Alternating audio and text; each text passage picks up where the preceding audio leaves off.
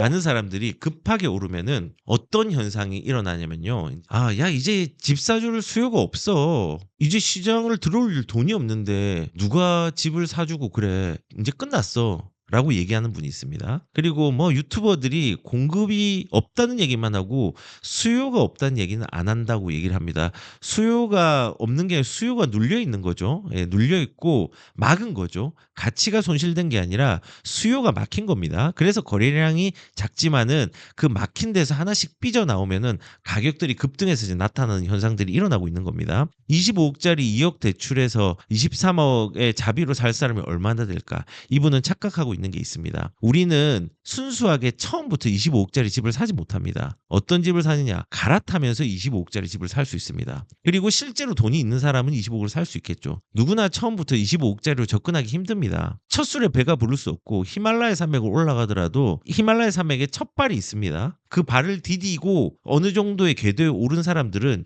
25 억짜리를 내 집이 한 18 억에 팔았는데 18 억짜리에서 대출 좀 끼고 내 현금 한 2-3억 정도를 보태 가지고 25 억짜리 갈 수 있죠. 더 비싸게 사줄 호구가 되면은 큰일 나는 건데 은행 대출로 쌓아 올린 가격들 환율 때문에 고금리 확정이고 고금리 확정 맞습니다. 그리고 그 고금리 때문에 우리가 건설 자재 같은 것들이 굉장히 가격들이 많이 올라서 공사비 단가들이 굉장히 많이 올라갈 겁니다. 그러니까 올라갈 수밖에 없죠. 은행으로 쌓아 올린 가격 원래 집은요 대출 없이 사는 사람이 얼마나 있을까요? 대출을 활용한 겁니다. 그리고 대출이라는 게 그러면 무조건 나쁜 것이냐? 독이 될 수도 있고 약이 될 수가 있죠. 근데 마냥 멀리 바라보고 부정적으로 바라보지 말고 공포스럽게 생각하지 말고 해결점을 바라보자는 게 저는 개인적으로 이제는 이제 집 살 사람 없어. 그렇게 돈 있는 사람이 어딨어. 주변의 사람들 보지 마시고 이제 이런 핑계를 대면서 집에 대해서 그냥 자기 만족적 의견들을 내는 것보다는 도전적인 마음으로 행동했으면 좋겠다는 생각을 가져봅니다. 왜냐하면 집 사줄 수요가 없다? 저는 이게 핑계라고 생각합니다. 내가 나를 만족시키기 위한 비겁한 핑계라고 저는 생각합니다. 갈아타기 수요도 있고. 결국은 이 돈 없다, 서민들이 힘들다라는 건요. 힘든 건 맞지만 실질적으로 용기가 없으면 집을 못 사니까 시대적 트렌드라고 생각을 합니다. 매년 이런 게 있었습니다. 예를 들어서 1990년대, 99년도에 내 집 마련은 오히려 더 어려워진다. 이것도 되게 웃긴데 서민 내 집 마련 꿈나라에서나 이루어져야라고 얘기를 하면서 무주택자들이 너무 힘들다는 거죠, 이제. 꿈나라에서 이루어져야지. 꿀이 없는 삶, 월 소득이 20만 원 임대주택도 그림했떡. 이런 시절이 이때도 있었다는 거예요. 그래서 보시면은 우리가 뭐 지금 PIR로 이제 집 마련하는데 8년 걸린다 그 얘기 하잖아요. 근데 여기 보면요. 96년도에도 내 집 마련이 평균 9.1년이고 점점 더 어렵고 치솟는 서울 땅값 때문에 어려워진 내 집 마련 63년에 최고 240배로 오른다. 78년도에요. 이때도 어려웠어요. 똑같아요. 여기 볼까요? 내 집 마련 9.1년, 31평, 방 3개 원한다. 이렇게 얘기했는데 이때가 96년도 이제 6월 2일 신문이거든요. 근데 내 집 마련이 더 어려워진다는 거잖아요. 점점 내 집 마련 기간이 길어지고 있다. 근데 이 길어지는 시기에 96년도에 여기 마침 집값이 있더라고요. 보니까 대치성경 48평 5억 3천, 도곡럭키 매매가가 2억 6천, 압구정 구현대 4억 4천, 52평 6억 2천, 방동 1억 7천, 관악 18평이 8천만 원, 그 다음에 1억 22평이, 동대문, 극동, 사당 극동 아파트 2억 6천이죠. 41평, 45평 3억, 서초 935 2억 뭐 이렇습니다. 근데 이 가격이 있을 때도 어떤 얘기를 했냐면요. 내 집 마련이 어렵다라고 얘기를 했습니다. 결국은 저는 개인적으로 자산에 대해서 이해하지 못한 사람들이 어떤 주변의 얘기를 듣고 생각하는 자기의 합리화의 과정이 이제는 돈이 없어서 시장이 들어올리기 힘들다라고 얘기를 합니다. 예전에도 그렇거든요. 여기도 보면은 78년도도 그렇잖아요. 치솟는 땅값 이제 어려워진 내 집 마련 63년 이후엔 최고 240배 240배 더 올랐는데 지금 사는 사람이 있잖아요. 이건 제가 지금 안 봤는데 소득 상승률을 앞질렀다. 집값이 내 집만 어렵다. 서울 땅값은 지난 14년 동안 최고 240배나 치솟았다. 뭐 이렇게 지금 하고 있어요. 이때도 집 못 산다 이제 그 얘기를 하고 있는 거잖아요. 요렇게. 그래서 저는 좀 얘기를 드리고 싶은 게 인제 이런 거죠. 지금 "이제 돈 올려줄 수 없다. 이 사줄 호구들이 없다. 호구들이 없으면 이제 큰일 나는 거다."라고 얘기하지만요. 아닙니다. 우리가 화폐 가치의 하락의 개념과 신용화폐의 원리들을 이해하면요. 집값은요. 떨어지는 시기는 있지만 작은 하락과 큰 상승이 결합해서 우상향한다는 거를 알 수 있을 거라고 저는 생각을 합니다. 그래서 저는 지금 이분이 이렇게 얘기를 했는데 한번 이걸 좀 볼게요. 이런 얘기를 과연 할 수 있을까? 집을 살 사람이 없는데 우리가 막혀 있으니까 피해서 다른 경로로 사는 겁니다. 지금 서울 경매 낙찰가율이 4년 만에 최고고 토호제 피해서 경매로 갔습니다. 이렇게 피해서 간 아파트들이 몇몇을 보면은 감정가는 34억인데 52억입니다. 아까 전에 여기 보면은 어떤 사람이 23억을 자비로 살 수 있는 사람이 얼마 될까 했는데 있습니다. 갈아타기도 있고 실제로 현찰로 하는 사람도 있고 경매 경락 대출이 나오지 않는데 이렇게 하는 사람도 있습니다. 성동구도 이렇게 뭐 규제 회피 수요로 경매가 몰려라고 했는데요. 사람들이 삽니다. 다만 지금 급하게 올라서 가격에 적응하지 못한 사람들이 많기 때문에 거래량이 줄어들었고 실질적으로 거래를 막는 수요를 막는 정책들이 있기 때문에 거래량이 줄어들었지만요. 가격은 떨어지지 않습니다. 그리고 거래는 됩니다. 그리고 고가에 되고 있습니다. 그래서 지금 이제 시장에 들어 올려줄 돈이 없다라고 얘기하는 많은 분들이 있는데 우리가 그런 시대적인 공포에 내가 뭔가를 만족하고 아니하는 자기 만족할 수 있는 핑계를 그만 대고 주택이 없는 사람이라면은 내 수준에서 나만의 강남을 찾는 게 저는 굉장히 중요하다고 생각을 합니다. 그리고 지금 폭등이 나오는 이유는 여러 가지가 있지만은 첫 번째 수요를 억제했습니다. 수요 억제책. 그리고 공급 부족이 가시화되기 시작했습니다. 그리고 유동성장이 열리는 와중에 정책의 불확실성이 겹쳐 있습니다.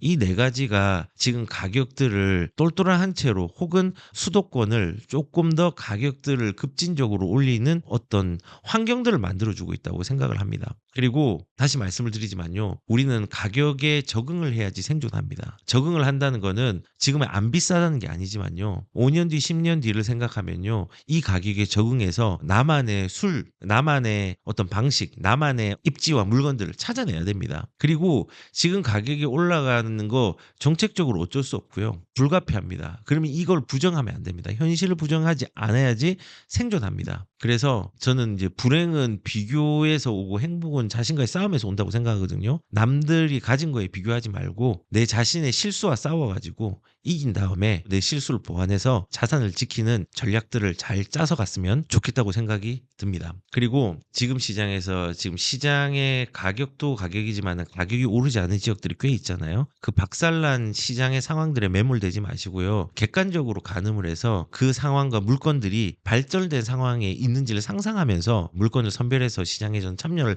해야 된다 생각합니다. 무조건 집 산다고 조화가 아닙니다. 이제는 선별할 수 있는 어떤 해안들이 필요한 겁니다. 기준과 그런 것들이. 근데 분명한 건요. 무주택자들은 아마 2026년부터 본격적으로 불안함을 체감하는 해가 저는 될 거라고 생각을 합니다. 끝모르고 치솟는 서울 주거비 매매뿐만 아니라 월세, 전세 가격도 쑥쑥 올라간다고 이제 얘기를 합니다. 그래서 뭐 여기서 소득 대비해서 집값 급등 8.3년간 월급 저축해야지 서울에 내 집 마련. 아까 90년도에 9년이고요. 99년도는 11년 모아야 된다고 했습니다. 왔다 갔다 하는데요. 우리가 이거를 참고를 해야 돼요. 소득으로 무조건 집 사는 거 아니에요. 레버리지를 이용하는 거예요. 그거를 감안해서 집을 사는 거다. 근데 여기 이제 중요한 거는 여기서 소득이 문제가 아니라 제가 이제 얘기하고 싶은 건요. 무주택자들이 불안감을 체감한다고 했는데 월세, 전세 가격들도 굉장히 많이 오르고 지금 주거비 부담이 굉장히 커지고 있는 상황입니다. 그래서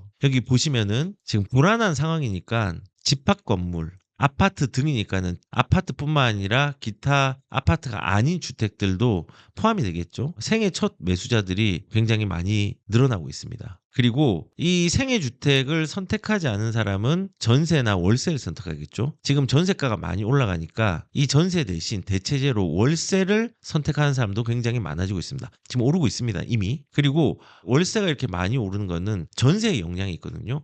전세는 또 왜 그러냐? 매매와 영향이 있어요. 토호제로 실거주 요건들을 붙이고 규제로 실거주 요건이 분양을 해가지고 대출이 조금 있으면은 조건부 대출도 안 되고 실거주를 해야 되고 뭐 여러 가지 실거주 요건들이 물건들이 많잖아요. 그러니까는 임차인들이 힘들어지는 거예요. 수급 불균형으로. 특히 이제 전세 같은 경우는 심각합니다. 시마른 수도권의 전세, 주거 사달이 무너진다라고 이제 얘기를 하고 있죠. 초강력 규제로 전세 물건들 급감하고 전세 지수가 굉장히 많이 감소를 했다. 그래서 한 달 전 기준으로 보면은 여기에 매물이 2일 기준이에요. 2일 기준으로 4만 3천 건인데 한 달 전에 4만 5천 건과 비교하면 한 2천 건 정도, 4.6% 정도가 감소를 했거든요. 근데 이게 월세로 전환된 비율이에요. 전세가 월세로 되고 있고 전세의 물건들도 많이 없어지고 있어서 굉장히 임차 시장들이 지금 어려운 상황입니다. 그리고 지금 전세 매물 1년 새로 비교를 하면은 30% 가까이가 줄었습니다. 2025년 1월 4일 기준으로 작년 딱 이맘때와 비교할 때 전세 매물이 거의 30% 가까이,